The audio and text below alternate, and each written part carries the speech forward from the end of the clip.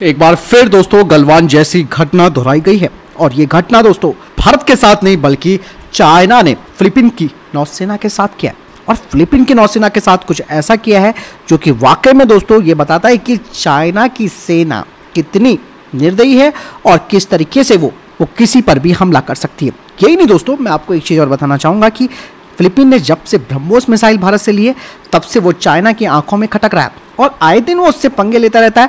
और आप सब जानते हैं कि कई बार दोनों देशों की नौसेनाओं के बीच झड़प हो चुकी है, लेकिन इस बार चाइना ने कुछ ऐसी हरकत की है जो कि वाकई में इस चीज़ को और ज़्यादा पुख्ता करती है कि गलवान में चाइना ने किस तरीके की हरकत की थी। इसका वीडियो सोशल मीडिया पर भी काफ़ी वायरल हुआ है, जिसमें कि चाइना के सैनिक फिलीपीन की नौसेना को कुल्हाड़ी और चाकू से हमला कर रहे हैं, उनके साथ लूटपाट तक कर रहे हैं।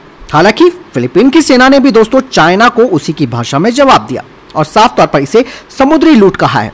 फिलीपीन की नौसेना की तरफ से अब एक बड़ी डिमांड की गई है चाइना को लेकर, जिसमें उन्होंने कहा है कि चाइना की जो कोस्ट गार्ड है उन्होंने जो उनके हथियार और जो उपकरण है उन्हें उसे वापस करना होगा और इस हमले में जो भी नुकसान हुआ है उसकी भरपाई करनी होगी। फिलीपींस ने साफ तौर पर चाइना पर समुद्री लूट का आरोप लगा दिया है।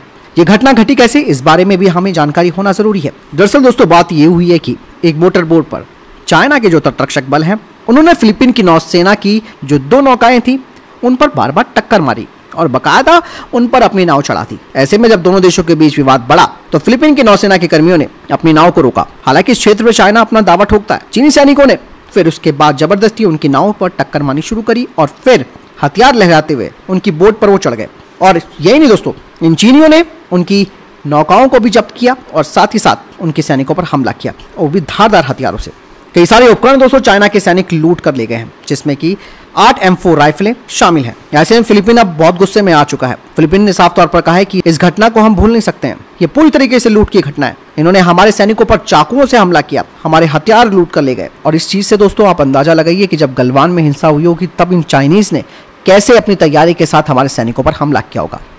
अब ये वीडियो दुनिया भर के लिए एक मिसाल बनता है जो कि चाइना की बर्बरता को दिखाता है कि किस तरीके से इसके सैनिक अब लूटपाट करने लग गए हैं।